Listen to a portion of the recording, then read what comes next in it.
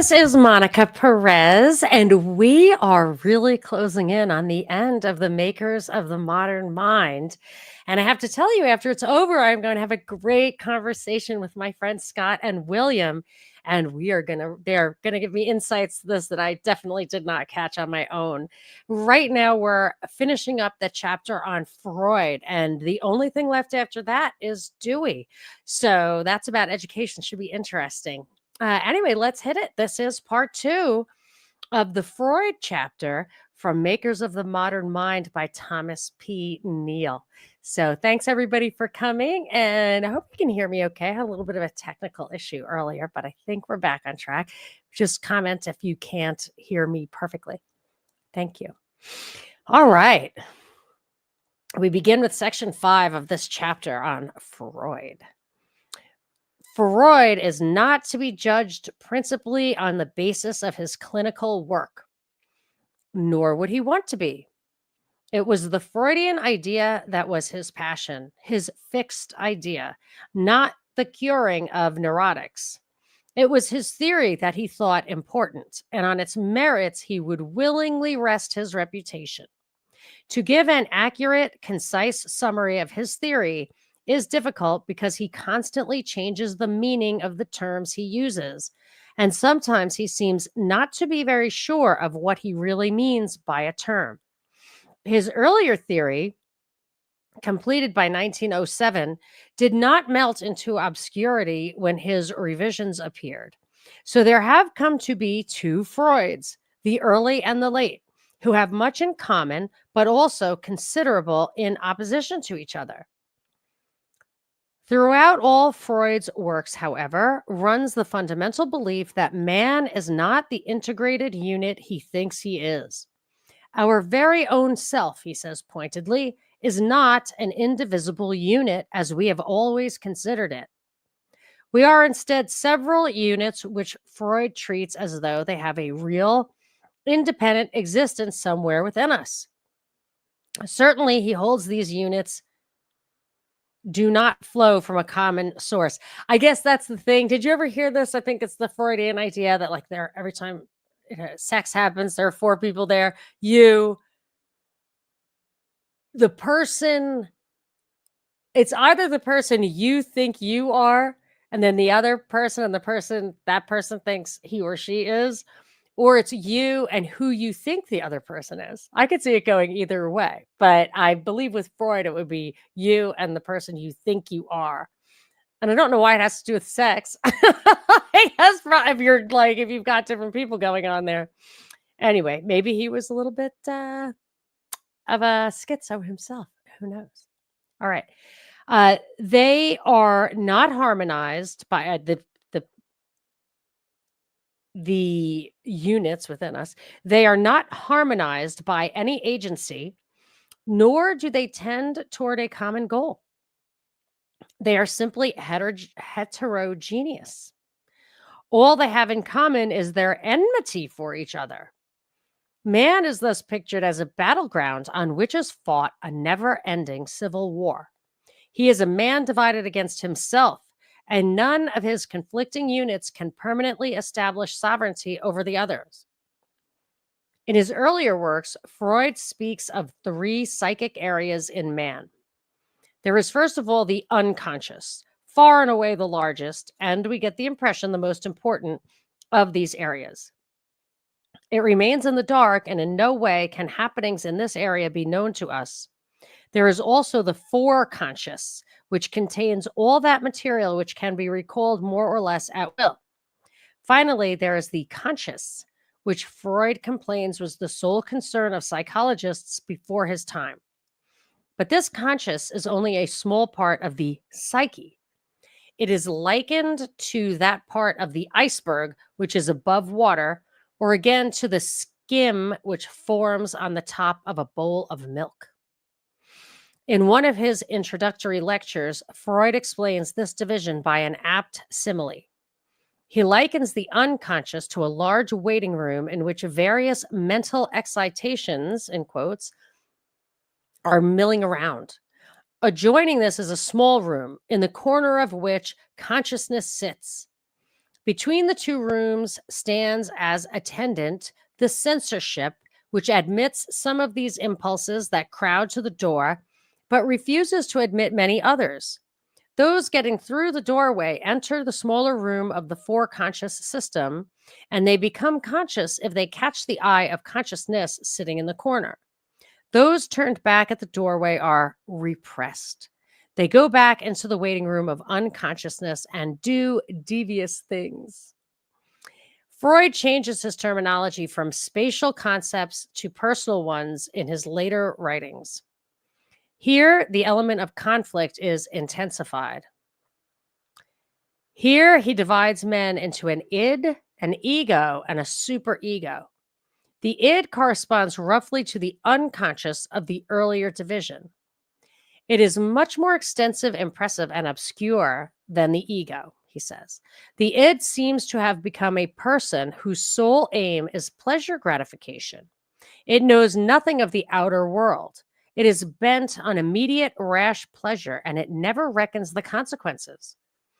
The ego differs. Does that have to be about sex? Can it be about food? I feel like I'm in a constant state of snacking without any fear of consequences. Okay. The ego differs considerably from the earlier consciousness. Freud calls it, quote, the outer front layer of the id. It is, quote, inserted between the reality of the outer world and the id, the latter constituting the soul proper, the essence of the soul, as it were. The ego, however, contains both conscious and unconscious elements. It differs from the id in being more calculating, in following the reality principle instead of the pleasure principle, and it therefore censors the id's urges, repressing some of them, adapting some to reality, and giving way to others. The third element in this later division was never nicely defined by Freud. He calls it the superego, which he considers an unconscious agent in continual conflict with that other unconscious agent, the id. Between them, the ego stands as referee, apparently trying to reconcile them by some kind of arbitration. When the ego takes sides, abdicating as referee, neurosis results. The superego seems to be pretty close to what most of us call conscience. Brill gives us precise a definition of the superego as anyone when he says, the superego is the highest mental evolution attainable by man and consists of a precipitate of all prohibitions, all the rules of conduct which are impressed on the child by his parents and parental substitutes. The feeling of conscience depends altogether on the development of the superego. Thus, each man is made a battleground when id, ego, and superego mill around in mortal continual conflict. Though it would seem that the conflict between the superego, conscience, and the id, animal desire, would be more important from the psychoanalytic point of view. Nevertheless, the relationship between the ego and the id is the critical thing. For neurosis results when the ego represses the id's urges and thus leaves them unsatisfied. These urges are conceived by Freud as something like electrical charges which must be spent on an object. When they are repressed, they are left fully charged and incapable of finding an object on which to use up or discharge this energy. Neurosis results then when the ego fails as referee, taking the side of the outer world and repressing some of the id's energy instead of finding it in another satisfactory outlet. Boy, you can see how that would give rise to some really aberrant sexual behavior. Like if you said, oh, you're going to be crazy if you don't like indulge every desire. Some people have some pretty gross desires. As a matter of fact, didn't the P. Diddy trial start today? I'm just saying. I don't follow that stuff, but my guess is people are indulging their ids in some of the films that may be used as evidence. Freudian theory, therefore, represents man as an essentially irrational creature, powered by instinctive energy alone. The thing we call intelligence comes into play Only in censoring these charges of animal energy and in relating them to the demands of the outer world. Reason, no more than part of the skin on the milk, plays a purely negative role in human activity. Free will, of course, is an illusion to which Freud says he stands in sharpest opposition. Einstein, too. Fade that, man. And no, wrong. We have absolutely no control of our behavior. It's not, I don't believe it. All decisions we seem to make freely come from conflict. I'll tell you, I think free will, part of it is like just think of the world and the people and the interactions over time, and you are responding to the circumstances around you, to other people around you. And you could say, yeah, well, those responses are all instinctive, but you're making choices that your rational mind tells you to make. In at least one instant, there's been one case of that, therefore, free will. All decisions we seem to make freely come from conflicts between the id and the ego, the result of which depends in each case upon the relative strength of the two contestants at the time the decision is made. Plus, of course, all those battles which have gone on since birth. This instinctive, irrational, unconscious self called the id, the essence of the soul, as it were, is a pansexual entity. Freud pushes all its impulses, all its drives back to the ultimate source of sex energy. This sex energy he calls the libido, defined as that quantitatively changeable and not at present measurable energy of the sexual instinct. It is simply psychic energy, which can be called sexual only in a very loose sense of the word, for it includes such things as thumb sucking and bottle nursing by babies. Such a thing as loving cats or hating horses is a substitute whose purpose, Freud says, is either a sexual gratification or a defense against it. So, though Freud pushes all energy back to sex, he widens sex to include everything connected with the senses and with instinct. Yeah, that's too much, I think. Section 6. A word must be said about the place errors and wit, and especially dreams, occupy in Freudian theory. Because many amateur psychoanalysts read Freud for no other purpose, or read Freud for no other purpose than to be able to analyze dreams and explain the meaning of errors. This phase of his theory is therefore an important legacy he bequeathed to the modern mind. The error, the joke or pun, and the dream, he concludes, are all essentially similar to neurotic symptoms. They are all compromises resulting from two conflicting tendencies: the id, which seeks immediate rash pleasure, and the ego, which censors the id's urge, represses it, and allows it to focus on a substitute for its original object. This substitute is the error, the joke, or the dream. It can therefore be called the disguised fulfillment of a repressed wish, about which the conscious ego has no knowledge. Thus, Freud maintains that errors all have meaning. The man who missed his train because he was mixed up on schedules thinks he wanted to catch it, but unconsciously he desired to miss it. The man who said the meeting was closed instead of opened unconsciously wanted the meeting never to open, whether he realized it or not. The maid who knocked over a pitcher really wanted to hurt her employer. Freud therefore concludes, quote, mistaking of objects or erroneous performance of actions, like other errors, is often made use of to fulfill a wish which should be denied. The intention masquerades as a lucky chance. So it is with jokes. The best, quote, the best safety valve modern man has evolved is jokes. They enable us to obtain a satisfaction, lewd or not, which polite society would otherwise deny us. Yes, absolutely. Absolutely. And my uncle, the priest, said the reason, this was his theory.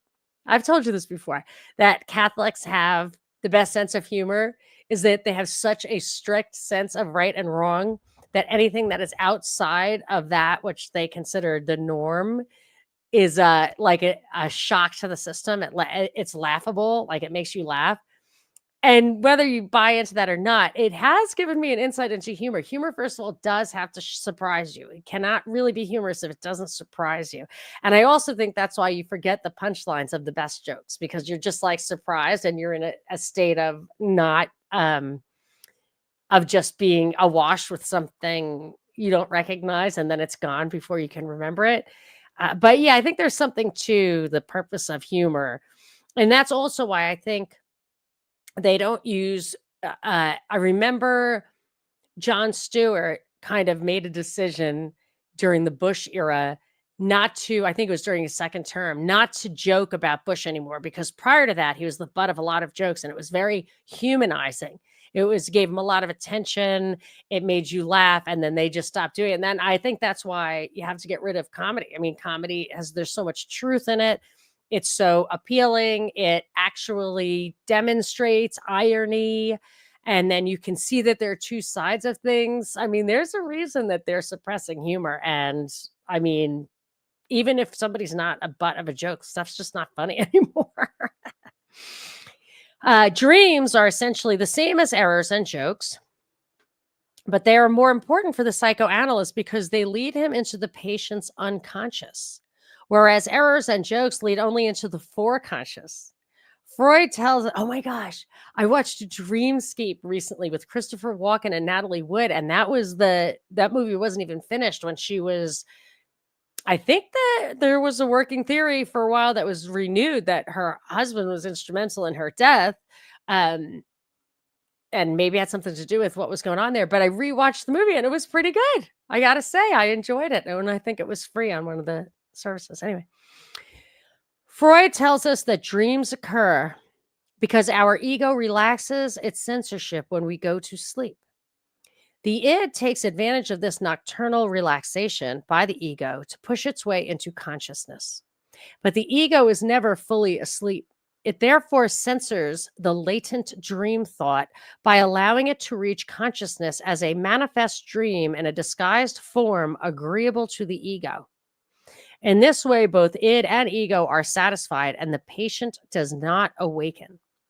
The manifest dream must obviously be interpreted by the analyst, for only in this way can he arrive at the latent dream thought, which is the work of the unconscious id. The manifest dream, therefore, corresponds to the neurotic symptom, the latent dream thought to the repressed desire. Okay, a note on dreams. That's the least convincing part. Errors, yes, I totally understand you could do something on purpose by accident. And jokes, obviously, like their entire purpose, in my opinion, is to get that stuff out. But dreams, I don't know. And somebody told me, a neuroscience student told me recently, whether it's true or not, I think it's probably true, that you basically have to dream constantly when your eyes are closed, when you're sleeping, because if you go for any extended period of time without visualizing, using your visual cortex, it will start the like the is it the odor one, whatever, the olfactory center is like a weed and it wants to try to take back the territory that your domestication of the visual cortex stole from it. Someone might want to verify that, but it was very fascinating that what you're really doing, it's like a screensaver on a TV, like you're just keeping it from getting blanked out or whatever. I'll have to explore that further, but I mean, I've never, so yeah, dreams for sure. You can be like, oh yeah, I had no clothes on, like the naked dream. I had that like 1,000 times. Forgetting that I took a class and realizing that the day before the final, like I still have those dreams. Waitressing dreams where like you're not able to pick something up. Like obviously those are representing real fears, but I probably wouldn't go deeper than stuff that's pretty on the surface, symbolic, and but I'm open to persuasion. Such, in essence, is the Freudian body of theory, which served as the basis for psychoanalysis. This body of Freudian thought, however, should not be confused with psychoanalysis today. For Freud's various theories have been checked and are still being checked by experiment. Some of them have been validated in whole or in part. Some have been completely rejected, and some have suggested other lines of investigation which have modified Freud's conclusions. His theories are therefore no more identified by specialists with psychoanalysis today than are Adler's or Jung's. In the popular mind, however, Freudian theory is the same thing as psychoanalysis. Section 7. The master himself began to apply his body of theory haphazardly to all fields of human activity. Because he believed it would unlock the secrets of history and religion, literature and art, politics and sociology, because it had such far-reaching connections, quote, Freud believed that psychoanalysis was, quote, worthy of every educated person's interest. Although he feared what might happen to the purity of his doctrine in the process of popularization, he nevertheless insisted that his doctrine be carried to everyone and applied to every social study. Freud studies a painting or a poem exactly as he does an error, a dream, or a neurotic symptom. Artist creations, he writes, are, quote, the imaginary gratifications of unconscious wishes, just as dreams are. And like them, they are in the nature of compromises, since they too are forced to avoid any open conflict with the forces of repression. The artist then satisfies his id, gives his libido release, and obtains sexual gratification by doing a painting or writing a poem. Like the good wit, Freud says, the artist, poet, painter, musician, choreographer, and such is practically a neurotic. The artist has an introverted disposition and has not far to go to become neurotic. He turns away from reality and transfers all his interest and all his libido, too, into the creation of his wishes in the life of fantasy, from which the way might readily lead to neurosis. Only thus, he believes, can Shakespeare or Da Vinci be understood. I don't understand artists. I'm a math brain. I really don't understand it. And they're smart. Like, I really don't understand that way of thinking at all. I'm like extremely left-brained, and I guess they're super right-brained. So I can't opine, but I wouldn't be surprised if that art is like the same as jokes and dreams and errors. Let's just read that again. The artist satisfies his id.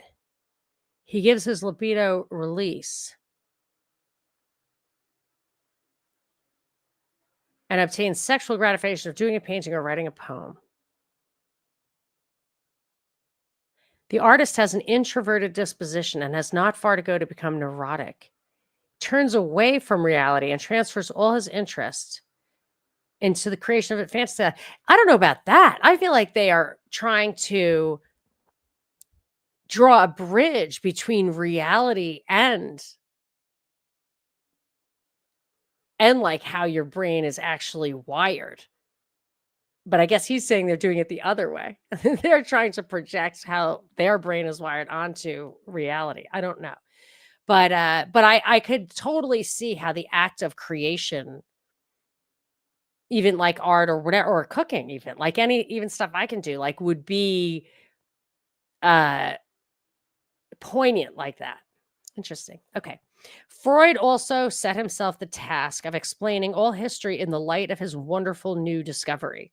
He alone could understand history, he believed, because he alone understood man and the events of human history.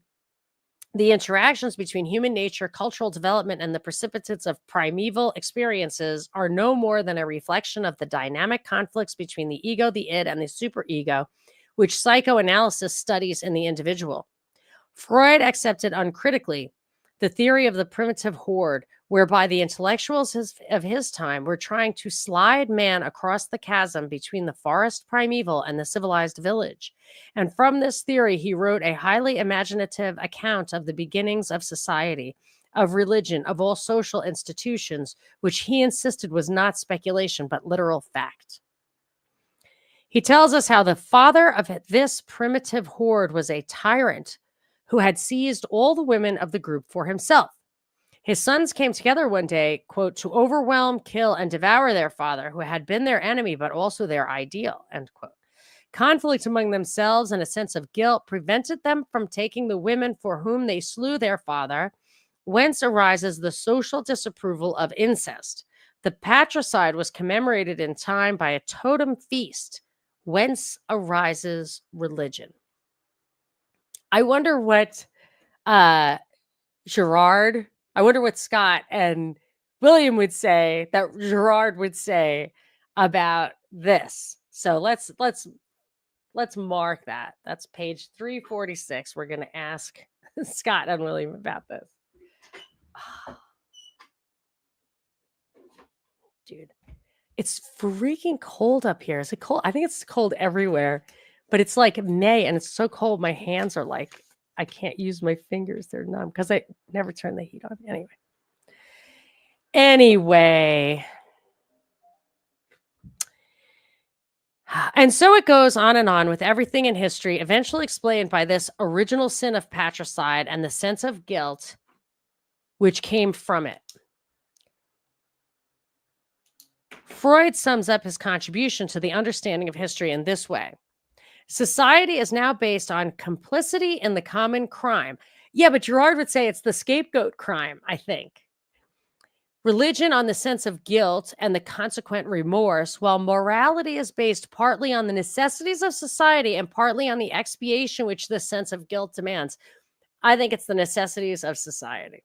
And whether it's God created society and that was the moral system, or if you don't believe in God, you could say the society arose and the moral system had to fall out of it because it's the only thing that keeps us. I mean, don't steal and don't kill. That's pretty much it.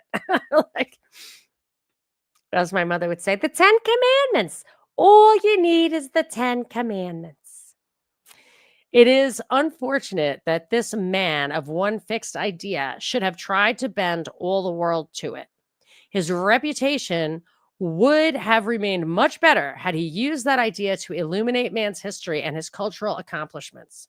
For none can successfully deny that Freud has thrown light on these things as he did on error, witticisms, and dreams. But he was not content merely to throw light, to offer only partial explanations. He insisted his word was not only the last word on all these things, but the sole word. Instead of using his psychoanalysis for men's welfare and enlightenment, Freud abused men for the prosperity of psychoanalysis. Psychologists maintain that Freud's application of psychoanalysis to all fields of thought is something that can and should be overlooked in passing judgment on the man. They insist that his philosophy of man and his worldview are not essential to the body of his psychoanalytic theory, and therefore it would be well to ignore them. Whether they are right or wrong, the fact remains that Freud did apply his theories to all fields of human speculation, that he insisted his metapsychology was his great contribution to the human knowledge, that it was an integral part of Freudianism, and that it must be so accepted by his followers. Moreover, although psychologists distinguish his theoretical findings from his philosophical conclusions, Freud has influenced the modern mind more with his metapsychology and his popularized, poetized theories about neurosis than he has as a clinical investigator. He must therefore be evaluated as the author of Totem and Taboo and Moses and Monotheism, as well as the discoverer of repression and fixation. Is this the stuff that Jordan Peterson kind of ripped off? Or was that somebody else, like the meaning of whatever? I don't know. Maybe somebody can put it in the comments. Section 8. It is difficult, nevertheless, to deal with Freudianism fairly, except to evaluate it piece by piece, showing the worth of each theory Freud formulated. A few generalizations, however, can be made. The therapeutic practice introduced by Freud is good in general. On the other hand, although the theory he formulated makes some valuable contributions to our knowledge of man, it is in general an accumulation of absolute dicta unwarranted by the meager evidence upon which they are based. The earlier theory is sounder than the later. After about 1913, Freud seems to have lost his sense of reality as he retreated within himself and ignored the outside world. Yes, that's very dangerous. Don't do that. You will go crazy. So, I really think so. My inclination is just to curl up under a blanket and read books until I fall asleep and then wake up again and read more books. But you can't do that. You do start getting a little kooky, I think. All right. It is unfortunate that Freud gave up his psychoanalytic practice to philosophize. His earlier discoveries about sex, for example, are revealing, but soon he made unscientific generalizations from his experience in the consultation room. And finally, he arrived at fantastic explanations about the role of sex in human life, such as having all cultural accomplishments, all noble acts resulted from sublimated libido. I think by fantastic, he means fantastical, but I might say. Although grammatically, I don't know, but just for clarity. Freud and his followers always insist that his theories are not idle speculation. Quote, I have always felt it as a gross injustice that people always refuse to treat psychoanalysis like any other science, Freud has written.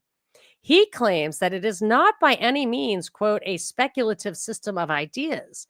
On the contrary, it is the result of experience being founded either on direct observation or on conclusions drawn from observation, end quote. But Freud's theories do not all stand up under the tests applied to, quote, any other science. Many of his earlier, better theories are in the process of being checked in the psychologist's laboratory at the present time. Remember, this was 1958. And yes, they were doing lots of stuff like that. And the Russians were too. Kind of like Israel is like the tech incubator, and China is like the surveillance censorship incubator. Russia was the psych experiment incubator, but I think the US did plenty of that. Western scientists. Holy crap. This is 1958. Wait until the 60s. And those guys did all that MK Ultra stuff, which started before.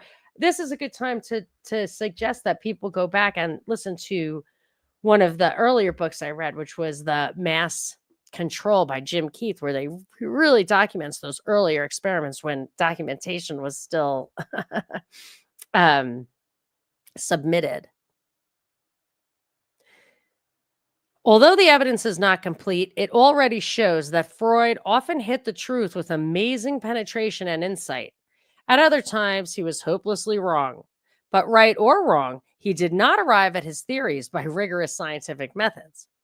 One example will show how he sometimes reached his infallible conclusions in scientific manner. Freud decided that, quote, birth is the source and prototype of the anxiety effect, and he tells the reader that, quote, speculation had least of all to do with it. He reached this remarkable conclusion by hearing a midwife tell at the dinner table of the hospital how, quote, frightened an infant had been at birth that morning, arriving, quote, scientifically at a theory from a chance remark made by an illiterate midwife is doing strange things to the scientific method. That is why the reader should not feel too much sympathy for a Freud who complains his theories are treated as unwarranted speculation rather than as scientifically established truths. Freud was much more a poet than a scientist. It remains for scientists to check the accuracy of his poetized findings. That is why medical men and psychologists remained aloof, refused to embrace his theory, condemned it as imaginative, meandering, rather than sound science. Because many of Freud's fundamental assumptions cannot be tested by techniques now at the disposal of the experimenter, the scientist has reason to demand that they be arrived at only after all evidence available points to their validity. Freud's pages are alive with such phrases as, quote, we may presume, and, quote, we must assume, for which he offers no proof at all. Instead, he hurries along as though what he had assumed is thereby proved. The psychologist Woodworth voices the common opinion of his fellow scientists when he says that Freud makes enough dogmatic assumptions on any given page to keep a core of experimentalists at work for years proving them. And Freud wrote many, many pages. Scientists therefore rightly object to Freud's dogmatism. The unconscious, by its very nature, has not yet been developed as a legitimate field for scientific investigation. Whatever is said of it on the basis of clinical investigation must be proffered tentatively rather than dogmatically. Freudianism in this way can never become a scientific idea like Newtonianism or Darwinism. Freud has demanded that the world accord him more than is his due. One cannot use the laboratory to prove the non-existence of such poetized Freudian concepts as the id, the superego, or the libido. Inductively, it is difficult to prove Freud wrong, just as it is impossible for the Freudian to prove his master right. Nor can you meet the Freudian on the field of speculation. You simply cannot argue about the unconscious, for Freud holds that you can never know it. Neither can the neurotic know the meaning of his neurosis. Always and everywhere, Freud has said, the meaning of the symptoms is unknown to the sufferer. The analyst alone knows the secrets of the soul. Disagreement with his verdict is nicely taken care of by the Freudian theory of resistance and explained away as a symptom, which in turn is explained as the result of another unconscious drive. Like Marx's dialectic, Freudianism is clothed in an impenetrable armor which no argument can pierce. For every argument is resolved into unconscious, unknown drives of the id.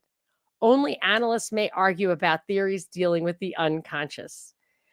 I feel like like you ever have that thought experiment, that horrible thought experiment, like if you were unjustly locked up in a mental institution, you would go crazy. Like you'd be like, "Hey, get me out of here. I'm totally," like the more you protest, the more crazy you seem. It sounds like Freudian theory is kind of like that. So it is with your dreams. They are, Freud says, quote, a symbolic mode of expression of which he, the dreamer, knows nothing and does not recognize in his waking life. The dreamer must accept on faith whatever the analyst tells him of his latent dream thoughts, the unconscious desires of which the remembered dream is only a symbol. So it is with taboos and social customs. The investigator is not to ask the savage what a particular taboo means, for according to our assumption, they must be incapable of telling us anything about it. The analyst alone can supply meaning to the doings of primitive people. What they or anyone else says about their customs is absolutely irrelevant. There is no possibility then of meeting Freud on his own terms to criticize his theories and to distinguish what is good in them from what is bad. His interpretations, however, are certainly strained. His conclusions contradict common sense and the traditional intellectual heritage of the Western world. Either that body of theory known as Freudianism is wrong, or the Western tradition is absurd. A few typical examples. I actually think Freud was probably more right than this might have been a stall in respect for Freud in the 50s. Although the 50s had Dr. Spock and stuff, which probably was not totally against Freud. I don't know. But I feel like Freud wasn't totally wrong. A few typical examples will indicate how Freudian interpretation might arrive at unwarranted conclusions. In one of his works, he tells of a 5-year-old boy who had an abnormal fear of horses. This fear was the symptomatic manifestation of an Oedipus complex, accentuated love by the boy for his mother and desire for his father's death, all unconscious, of course. He feared horses because he had made them substitutes for his father, whom he also feared as well as hated. He was really jealous of his father because of the latter's close relationship to the boy's mother. Now, it does not require much persuasion by a terrifying physician in a white coat to make a 5-year-old boy admit all these things when the analyst believes them and is ready to force the boy's experiences into his own pattern of thought. Freud fails to prove that the boy was not simply afraid of horses. He may have been correct in his conclusion in this case, but the detached observer is led to suspect that the solution was arrived at with suspicious speed and according to a ready-made pattern. In similar fashion, Freud insists that fear of blindness is always a substitute for fear of castration, which is the basic fear in all patients' lives. Not mine. I'm not a patient, though. Such a theory overlooks the point that one can really fear losing his sight, that such a fear need stand for nothing else. Again, Freud is often correct, but the critic has a right to object to his hasty generalization that fear of blindness is never really fear of blindness. So it is with his explanation of why people curl up in bed. We do this, Freud explains, because of prenatal influence, which makes us assume an intrauterine position, all of which overlooks the fact that many people curl up in bed only when they are cold. So it is with almost all Freud's later theories. He explains anti Semitism by the Gentiles' unconscious opposition to circumcision, which overlooks economic, social, and racial prejudices entirely. Such explanations are at best unnecessarily strained, especially when there is little objective evidence to support them. They can well be right occasionally, but Freud insists they are always right and nothing else is ever right. So it is with the interpretation of dreams.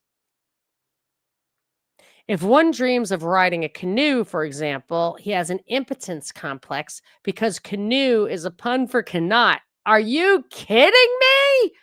A canoe is more likely a vessel, like a female. Like, yeah, I think he's totally wrong on that. Again, a female patient of Stakel's dreamt she was flying to Apulia. This meant that she was in love with her analyst because Apulia is the heel of the Italian boot, and in Viennese dialect, the heel is called Stekel. I wonder what happened after he laid that on her. So, too, the meaning of fairy tales has been discovered for the first time by Freud's interpretation. He tells us, for example, how the wolf in Little Red Riding Hood is the child devouring father in disguise.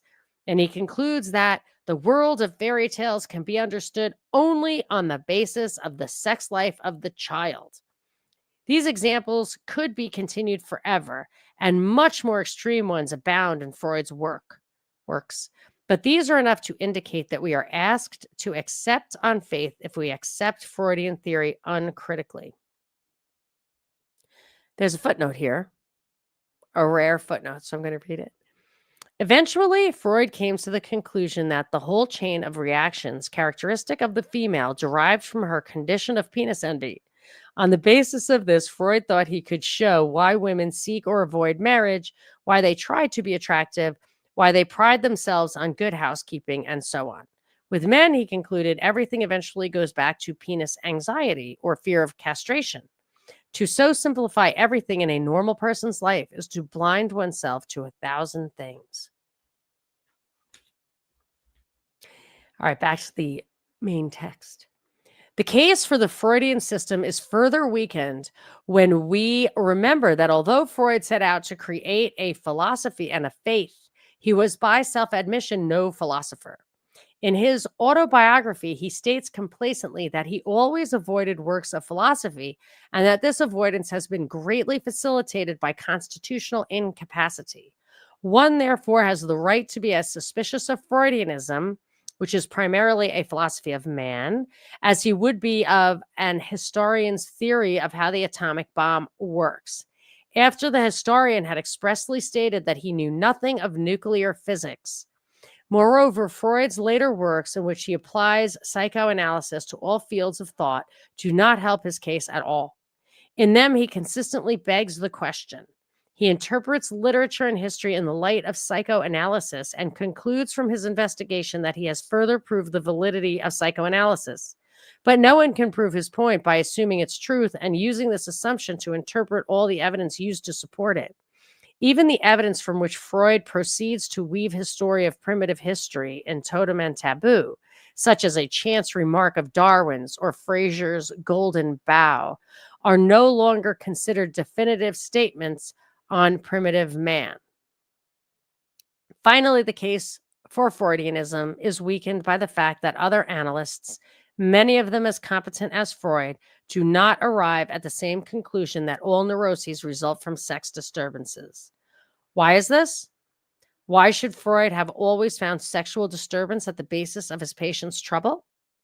No definitive answer can be given, but Freud's tyrannically dominating personality, combined with his preconceptions, seems sufficient to account for this phenomenon. For it certainly should not have been difficult for Freud, without realizing what he was doing, to force one patient after another to admit unconscious drives that Freud was certain were in the patient's innermost soul. I think there's a chance that there was, I have no idea if this is true or not, but I've definitely heard this. Maybe it's a joke, I don't know. But that in Vienna at that time, there was a pedophilic subculture, or fathers would molest their children or something more than was understood. I mean, the Catholic Church sex scandal, which, by the way, from what I've read, is a situation that exists basically across the board in many churches, not just the Catholic Church. So it can be a subculture thing that's happening. So maybe he was right, but maybe elite children were abused as a rule. Like, it's possible. I mean, think back of what you hear about the Greeks, or was it in Captain Cook's biography where he was landed on one of the islands and the king just had a little boy next to him and was like diddling the kid's stuff? Like, it was just a thing. And if you met all those kids, they'd probably have their neuroses would probably be related to that. So I don't know. I mean, there might have been something to it.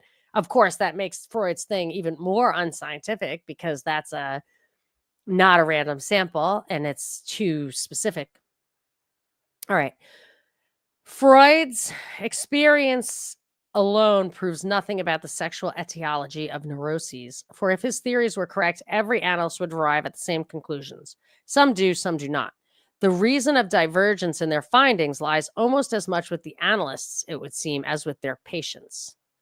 Freud's dogmatic conclusions, at any rate, are based upon woefully inadequate personal experience, which the master refused to correlate with the findings of others. They cannot pretend to be scientific. And by the way, this has happened to me. My son, who had Down syndrome, complained when he was really small, complained that the teacher abused him, hit him or something. And I said, that's ridiculous. That can't be true. And someone who overheard, a worker, knew it was true and called me anonymously that night. And I had just dismissed it as being impossible. So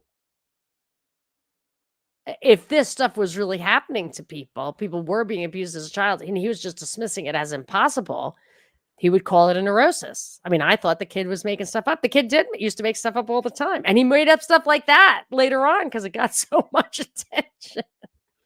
Anyway, section 9. Right or wrong, or some of both, as the case seems to be, Freudianism burst upon the world in the post-war years like a volcanic eruption. It caused intellectual furor, such as the Western world had not experienced since Darwin published his Origin of Species in 1859.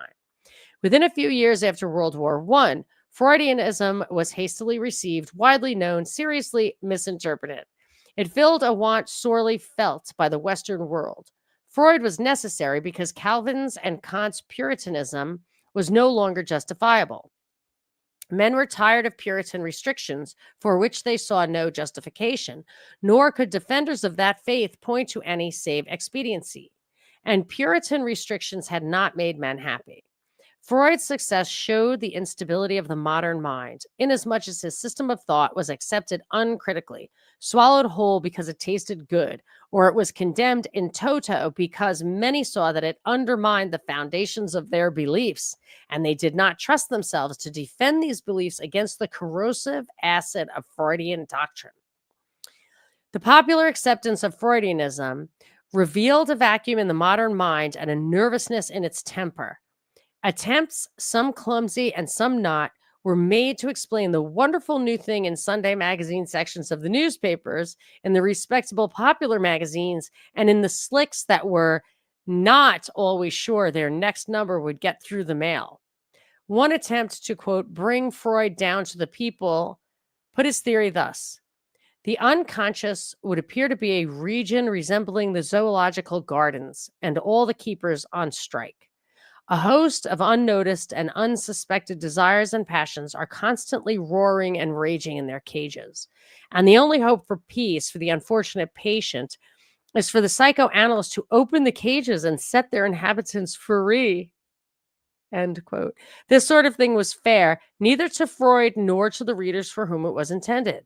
Hollywood even tried to hire Freud to collaborate with scriptwriters, a pretty good indication of how Freudianism was thought to have taken over the popular mind. I don't see any mention of his nephew, Edward Bernays, who was the PR guy, or Edward Bernays' nephew who founded Netflix. So, maybe he did. I mean, it's possible he did do the consultation, or maybe he referred the one to the other. In these days of wild popularization, there was little sane criticism. Either men seemed to accept psychoanalysis as a cure-all or embrace it to excuse personal shortcomings, or else they raged against Freud as a nasty Jew who suggested children were sexy. Opponents of Freudian theory would have done a real service to their own cause if they had been more discerning in their criticism, because most young people came to believe that they had to accept Freud intact or else reject everything he said. They preferred to accept him intact, for without reading him carefully, they thought he justified free love and high living, that he proved marital fidelity to be merely smug and conventional. Puritan standards, they felt, had, quote, repressed hundreds of urges that Freud had now shown were normal. It was high time, then, to enjoy life and preserve sanity. That is why the London Times complained that many people thought Freudianism was a justification of immorality by science. For this popularization, Freud cannot be held entirely guilty. Neither can he be completely exonerated, since he sought to popularize his doctrines and to apply them to all the fields of knowledge as few scholars have ever done. He had made real contributions to the medical treatment of neuroses, as we have seen, and he had increased mankind's knowledge of the unconscious. But he was not content to stay within these legitimate fields of endeavor. He wanted all men to know the general theory of psychoanalysis, and therefore he went on to create a full-blown philosophy whereby he offered the ultimate explanation for all things. This is dangerous as well as useless. Freud's theory is the only one of the 11 we have seen which the average man cannot profitably study. It is essentially introspective. Freud insisted on deep introspection on the part of all analysts, and constant introspection is not good for most people. I agree with that. Anyone ever tell you think too much? I actually think that's kind of bullshit. I don't think I think too much, but constant introspection, I think, is borderline narcissistic and debilitating and neurosis creating. I really mean that. Reading Freud is enough to make one neurotic. I love this guy. The number of analysts who commit suicide, according even to the estimate of one of them, is disproportionately high. It is a truism that freshman medical students find themselves catching every disease they study, but eventually they graduate and stay well. In the same way, most people who read much Freud find themselves in constant moral conflict with repressed urges bursting through to consciousness. The urge to stick a pin in the fat man bending over in the bus becomes a horribly serious, worrisome thing when one analyzes it in terms of the id and the superego. It is so much easier and simpler to repress the urge until the fat man straightens up and then forget all about it. Freud's theory has an unhealthy effect on the modern mind because what it does to man. Freud tells us that we are all practically neurotics. Actors, artists, authors, down the alphabet to punsters and wits and zealots. Quote, the healthy man, too, he asserts, is virtually a neurotic. Many of our social institutions, such as religion, are forms of universal neurosis. Nothing but man's capacity for neurosis distinguishes him from other animals. According to Freud, because man alone is capable of engendering conflict between id and ego. Otherwise, man is like the other animals. His id is the essence of the soul. Freud's whole bent of thought is anti-intellectual, and he always explains away those motives we think rational in favor of unconscious animal urges of which we are not at all aware. Instinct is the basic thing in man. Intelligence is the skin on the surface of the milk of instinct, a thin skin formed by instinct's contact with the atmosphere of reality. That is quite a good metaphor, is it a simile? Anyway, it's very vivid. Much has been written about the conflict between Freudianism and traditional Western morality. Freud insisted time and time again that psychoanalysis has no concern whatsoever with morality. Such insistence, however, does not dissolve the fact that Freudianism and morality both deal with man's rational human activity, that both are concerned with man's soul or psyche, whichever it is called. Freud demanded that morality give way to psychoanalysis, condemning the eminent Harvard psychologist Putnam, for example, for, quote, yielding too much to the great ethical and philosophical bent of his nature. Freud always insisted that, quote, we have found it impossible to give our support to conventional sexual morality, that the world's code of morals is neither dictated by honesty nor instituted with wisdom. Psychoanalysis led him no farther than that. It did, however, suggest to uncritical followers that a completely amoral life was the only healthy, normal life. Freud saw everything dualistically and dynamically. Everything from errors and dreams to literature and painting, from the first primitive society to modern religion and radio comedians, is the result of conflict between two opposing forces. Within each man, a constant raging conflict goes on, and society is only the individual writ large. Every man is then his own little battleground, and all society is a big battleground.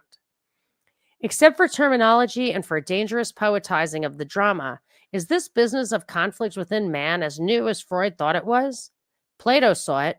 So did the authors of the Old Testament. St. Paul ever talks of the ways of the flesh and the ways of the spirit. The Christian idea of original sin and of a weakened human nature with its inclination to evil accounts more rationally than Freudian theory for those impulses we all feel within us as vicious desires we must strive to refuse.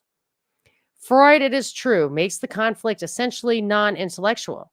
But has he progressed in this respect much past Luther?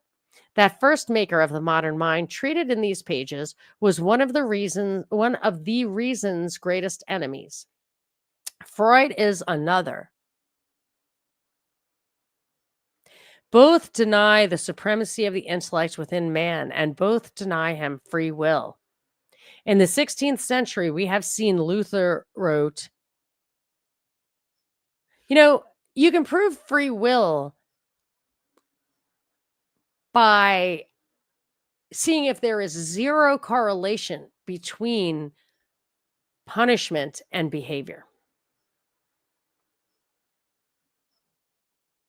I mean, right? Isn't that basically enough to say you can choose? Anyway, in the 16th century, we have seen Luther. In the 16th century, we have seen Luther wrote, the human will stands like a saddle horse between the two, God and the devil. If God mounts into the saddle, man wills and goes forward as God wills. But if the devil is the horseman, then man wills and acts as the devil wills. Freud has not changed things very much by telling us that our apparently free decisions result from a conflict between the id and the ego. The terms are changed, the rules of the battle are altered, but man remains a passive, irresponsible instrument whose essential role is that of being a stage on which the living actors, God and the devil, or the ego and the id, do battle. The outcome of the conflict is not man's responsibility. He only happens to be the field on which it is fought. And that concludes our chapter on Freud, and we prepare for the maker of the modern mind, Dewey, teachers as social engineers. And that was the very intention of his philosophy, I think, but we shall know for sure. So thank you very much for joining me, and we shall meet again same time next week. And in the meanwhile, thank you for coming.